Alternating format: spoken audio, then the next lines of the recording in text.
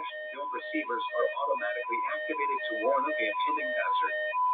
Tests of these receivers are normally conducted by the National Weather Service every Wednesday between 11 a.m. and noon.